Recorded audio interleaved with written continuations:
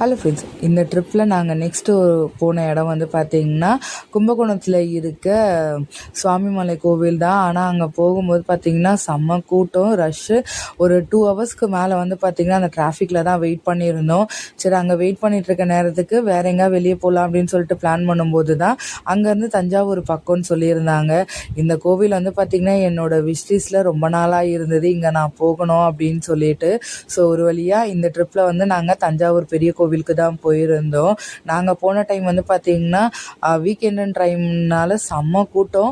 அதே மாதிரி இந்த கிளைமேட்டே எங்களை ரொம்ப நேரம் நின்று ரசிச்சுட்டு போங்கன்ற மாதிரி, மழையும் இல்லை வெயிலும் இல்லை. நாங்கள் போன எல்லா இடத்துலையுமே இதை ஃபேஸ் பண்ணோம். அந்த கிளைமேட்டோட அந்த அழகை பார்க்க அவ்வளோ அழகாக இருந்தது. இந்த கோவில்லேயே நிறைய சிலைலாம் சிதைவடைஞ்சிருக்குல்ல, அதுக்கு தனியாக ஒரு மியூசியம்லாம் வச்சுருந்தாங்க.